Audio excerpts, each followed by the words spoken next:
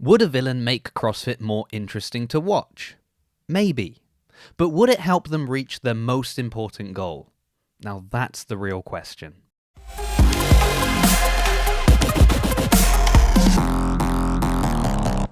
Villains, bad guys and heels. It's no secret that they attract attention.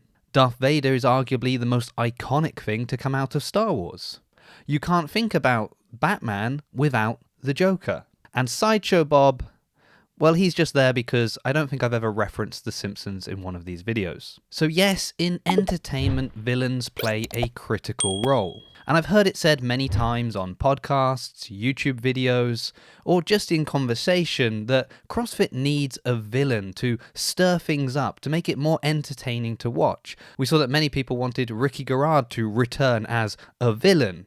Yet all the other athletes just kept saying what a nice guy he was behind the scenes. But we get to the point where people say, we need a villain. We need it to make the sport more entertaining, to get more spectators. And while it's hard to disagree with some of these points when we know how compelling a villain or bad guy can be, I still don't think that's what CrossFit needs. And in a bit, I'll show you some clips from a competition that I think really demonstrates that the opposite is true. And I'd love to hear your take on all of this as well. So please leave a comment with your thoughts below. But first, let's just raise a few issues with having a bad guy. Yes, watching Vader's corridor scene in Rogue One is one of the most incredible things we've seen in Star Wars.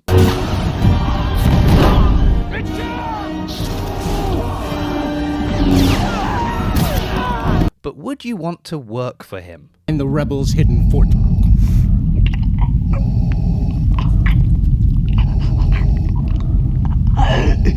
Likewise, Batman has an incredibly interesting rogues gallery, but you're probably not planning a move to Gotham City anytime soon, no matter how good CrossFit Gotham might be. And this is the problem I see with having a villain within CrossFit. The CrossFit Games, off-season competitions, even the athletes themselves are an incredible advert for CrossFit, the methodology. We want these things to inspire people to start doing CrossFit themselves. In fact, we've even been told that the goal of the games is to drive more people to the open and more people to affiliates. Now, in the past, we heard that the games could discourage people from doing CrossFit because it was too intimidating. And when that happened, many people came forward to say completely the opposite, that the CrossFit Games was the very thing that inspired them to start doing CrossFit. So what if we have a villain, someone who's running their mouth, disrespecting the athletes, the volunteers? Now that might be entertaining for us to watch, but what are people at home going to think, those that are not part of the CrossFit community?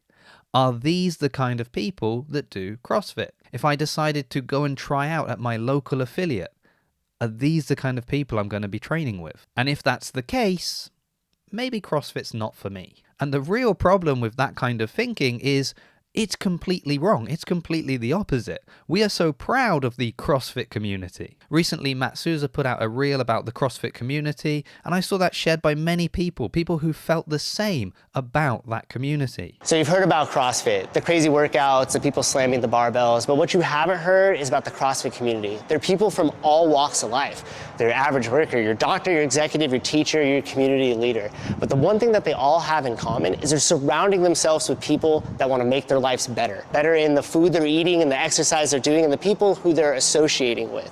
So when you come into the gym, when you find a CrossFit affiliate, you're going to find yourself surrounded by people that are going to make your life better. Now, it's easy to say what a great community is. It's even easy for it to be demonstrated at the local level, at your local affiliate. But what happens when it's under pressure? For example, at a competition. When pressure is at its highest, when emotions are involved, when there's a lot of money on the line. Well, I've mentioned Rogue One, and I've mentioned Batman's Rogue Gallery, but now I want to mention the Rogue Invitational. And one thing that happened there that really stuck in my head until now. So here it is. The competitor goes out there and gives it their all until the whistle blows. Look at Chandler Smith and Roman Krennikov. You gotta love it. They're competing, but they're trying to get each other fired up. The hardest days it was to get out of bed, make yourself train, and get through it. This moment right here, right now.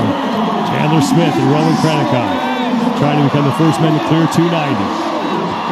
Roman has it. Wow. Chandler Smith has it. And here we go. 300 pounds. Here we come. You gotta love it. You gotta love it. The same hands up position that Chandler Smith gave the audience last year after, and not the prettiest way. But Come on, let's go. Chandler Smith up first, 300 pounds. Wow. Very clean. And he will make it. Good. Wow, game on. All right, Roman. That was Roman Krennikov for his attempt. And Chandler Smith, his father is here watching him compete in person for the first time in North America. And so far, he has been worth the There you wait. go. Absolutely worth the wait. Crowd's behind him. Puts on a show every time. Krennikov to tie Smith and move this thing to another round.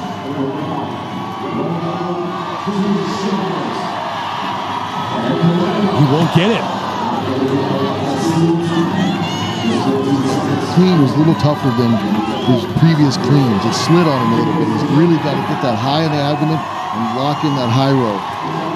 Plenty of time for Roman Krennikov, and Chandler Smith is Come on, let's go after it. trying to encourage Krennikov to get through this weight.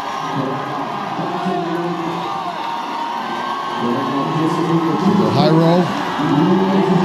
Come on, the elbows high. And Roman just can't get under it. So Chandler Smith is going to win the event. Roman Krennikov will finish in second place. And a great show put on by those two gentlemen. I want to see what he can do. Let's go another round. So Chandler Smith and Roman Krennikov are battling it out. There's a lot of money on the line. Positions on the leaderboard could change dramatically because of this event. And it's even mentioned by the commentators. These guys have different backgrounds, different upbringings. They're from different parts of the world. They don't even speak the same language. Yet throughout we see them cheering each other on, high-fiving, hugging, supporting one another, even though at this moment they are opponents fighting it out. And if this is how people who do CrossFit act at the height of competition, well, what am I going to find at my local affiliate?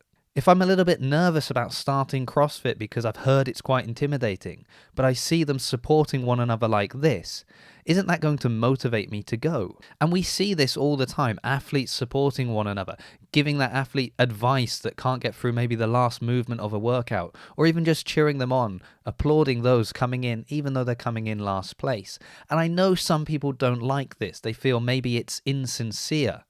But actually, this is what happens all around the world at our local affiliates. So maybe it's just stronger than we are. Now, while I don't think a villain is necessarily the answer, I'm not against making CrossFit more entertaining for spectators. And one thing we could definitely do with more of is personalities within CrossFit. And I'm thinking of people like Sean Sweeney, the CrossFit cowboy. When he rocks up to a competition, you know it. You know he's there. It's entertaining. But having a personality and being a villain are two different things. So should CrossFit and the athletes and the people involved be trying to do what they can to make it more entertaining, to bring in more spectators? Yes, absolutely. But if we also want it to ultimately have the goal of bringing more people into CrossFit to benefit themselves through health and fitness, then I'm not sure a villain is the solution.